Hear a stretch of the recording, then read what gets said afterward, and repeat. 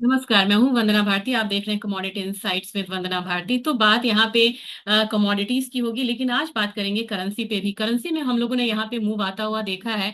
यानी कि dollar index आपको 110 से नीचे 98 के करीब आ गया। और ये गिरावट जो अपसाइड से है, ये करीब करीब 11% तक बन रही है।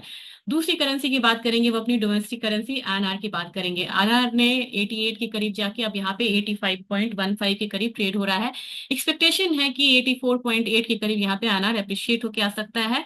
और डॉलर की एक्सपेक्टेशन क्या है? ये 96.5, यानी कि 2 पॉइंट और नीचे यहाँ पे जा सकता है। तो इसका प्रभाव ये रहेगा कि क्रूड ऑयल एक तो बहुत ज्यादा सस्ता हुआ है, जिसकी वजह से हम लोगों ने एक इंपोर्ट बिल भी हमारा कम हुआ है। दूसरी चीज है कि डॉलर इंडेक्स के गिरने से यहाँ पे आईएनआर को मजबूती मिली है। लेकिन इसका एक और भी इम्पैक्ट देखने को मिला। मैंने आपको वीडियो शेयर किया था यहाँ पे। काफी ज्यादा आईएनआर के अप्रिशिएट होने की वजह से गोल्ड यहाँ पे कम मूव दिखाएगा अपसाइड का। नहीं तो जिस तरीके की मूव आई है, वहां 2% की मूव आई, यहाँ 1.25% की मूव आई है, तो ये आईएनआर है। तो जो भी अपसाइड मूव आएगा वो यहाँ पे लिमिटेड होगा। अब आने वाले समय में $3,500 का मैंने यहाँ पे टारगेट दिया था। ये कैलकुलेशन बेस्ड होता है, ये स्पेकुलेटिव टारगेट्स नहीं होते जो मैं यहाँ पे देती हूँ। या वो चार्ट्स पे होता है, या फंडामेंटल्स होता है, या फिर यहाँ पे मैं ऑप्शन में पोजिशनिंग देखती हूँ कि किस तरीके से ऑप्शन में पोजिशनिंग जो है वो बन रही है। तो 3,500 की तरफ ये जा रहा है। और बात अगर यहाँ पे सिल्वर की जाए, मुझे सिल्वर में ज्यादा पोटेंशियल लग रहा है, क्योंकि सिल्वर में सबसे ज्यादा ओआई खड़ा है $39 और $40 के करीब। आपको अभी तो लगेगा कि सिल्वर बहुत पीछे है, और अभी रहेगी भी सिल्वर पीछे। लेकिन जैसे ये टैरिफ का थोड़ा सा यहाँ पे धुंध छटता है ना, तो सिल्वर में एक रन अप आएगा, और उस समय गोल्ड थोड़ा सा बैकफुट पे आ सकता है। इस सिनेरियो के लिए आपको पहले ही प्रिपेयर होके रहना पड़ेगा। थोड़े से न्यूज की बात आज जरूर करेंगे, क्योंकि अगर आप क्रूड ऑयल के बारे में ही देखें, गोल्ड ने रिकॉर्ड हाई हिट किया है, क्योंकि प्रेसिडेंट ट्रंप ने यहाँ पे क्रिटिकल मिनरल्स इंपोर्ट जो है, इसमें उन्होंने बोला है कि इन्वेस्टिगेट करने के लिए। दूसरी चीज है कि चाइना के साथ तो इनका मतलब इनकी बात चल रही है, लेकिन चाइना कह रहा है कि हम यहाँ पे बात करेंगे। और शंघाई में आप देखें, यहाँ पे गोल्ड भी काफी मतलब आज ऊपर की साइड ट्रेड हुआ है। Shanghai copper prices were trading higher on Monday as the dollar weekend to a 3-year low. Though an ongoing trade war between the US and China, the world top metals consumer was likely to limit the further gain. लेकिन यहाँ पे एक चीज और भी है। आपको China और यूएस के बीच में बात भी चल रही है, थोड़ा भी पॉजिटिव आउटकम आता है तो आपको एक अपसाइड देखने को मिलेगा बेस मेटल काउंटर में। लेकिन ब्रेंट में यहाँ पे आपको डाउन साइड रहेगा, क्योंकि ईरान एक बहुत स्ट्रांग मसला है, जो कि यहाँ पे लग रहा है कि वहां पे बातचीत शांतिपूर्ण चल रही है, और थर्ड राउंड में भी यहाँ पे बातचीत यहाँ पे आ गई है। और इस सैटरडे बात होगी ओमान में। तो वहां पे कुछ पीस डील निकल के आता है, तो मेरे ख्याल से ये एक पॉजिटिव फैक्टर्स रहेगा। लेकिन मैं आपका ध्यान इसलिए दिलाना चाहूंगी कि गोल्ड में क्या क्या निवेश हुआ है। गोल्ड में इस बार करीब करीब अगर ओवरऑल हम देखें, तो मेरे ख्याल से 80 बिलियन का, मैं अगली बार आपको चार्ट दिखाने की कोशिश करूंगी यहाँ पे। अगर 2025 की बात करें, तो जो इनफ्लो आया है गोल्ड में, ये $80 बिलियन का आया है। अगर आप 20 की बात करेंगे, तो 20 में करीब ये 42 बिलियन डॉलर था, जब अपना ये कोविड वाला टाइम थोड़ा हिट किया था। 16 में करीब करीब ये $18 बिलियन था।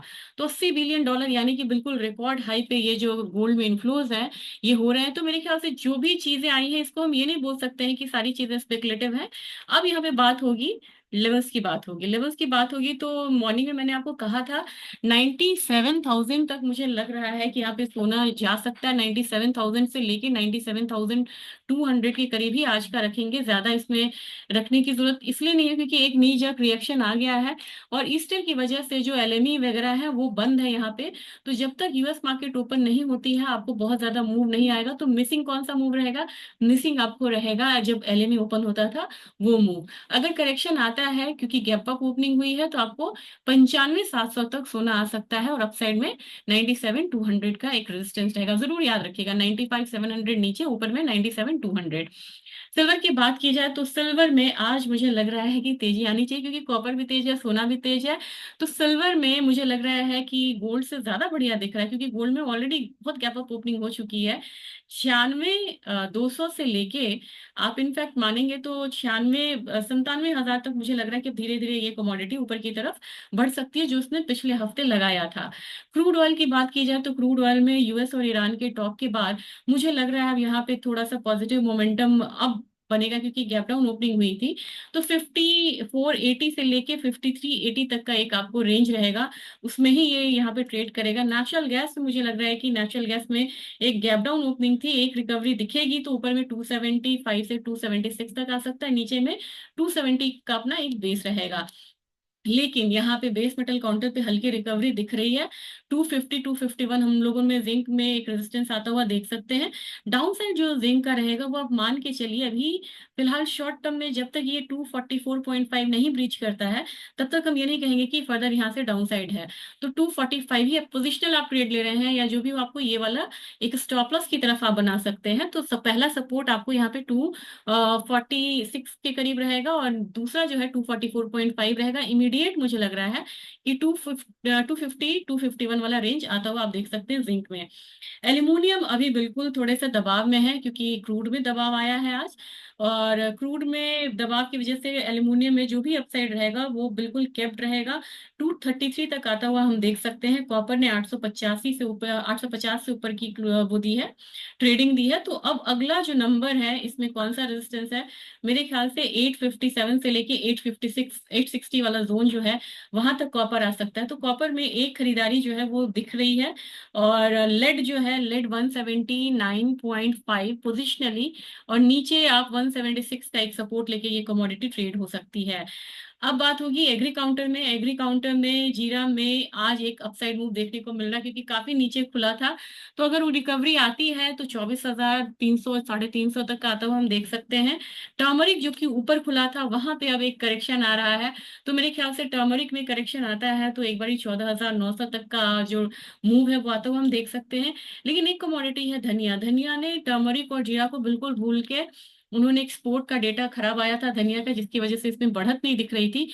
मुझे लग रहा है कि अब यहाँ से बढ़त लेगा तो धीरे धीरे ये 7720 7750 के करीब आ सकता है। कैस्टर सीड में आप थोड़ा सा नीचे का ध्यान रखिएगा प्लीज। 6340 तक मुझे लग रहा है कैस्टर सीड का। लेकिन वॉर काउंटर में काफी पिछला हफ्ता इसके लिए बिल्कुल मतलब वो था, बिल्कुल रेड में ये कमोडिटी ट्रेड हुई है। तो यहाँ पे मुझे लग रहा है कि थोड़ी सी रिकवरी आएगी, फ्रेश बाइंग आएगी। 5300 तक एक्सपेक्टेड है ग्वारसीड में। और ग्वारगम की बात की जाए तो ग्वारगम में मुझे लग रहा है कि अपसाइड आपको कैप्ड हो जाएगा 10,200 के करीब। और कॉटन ऑयल सीड केक यहाँ पे एक बढ़िया कमोडिटी है जिसने आज बढ़िया मूव दिया है। और आने वाले समय में 3,000 तक का जो लेवल्स है वो आता हुआ हम देख सकते हैं कॉटन ऑयल सीड केक में। आज डेटा कोई खास नहीं है, ट्रम्प ही खास है यहाँ पे। तो जो भी है मूव पे ध्यान रखेंगे हम लोग, और कोई अगर इवनिंग में अगर कुछ उस तरीके की मूव आती है तो मैं आपको छोटा सा अपडेट जरूर दूंगी। तो ये आज का अपडेट था। इस वीडियो को ज्यादा से ज्यादा शेयर करिएगा। Thank you.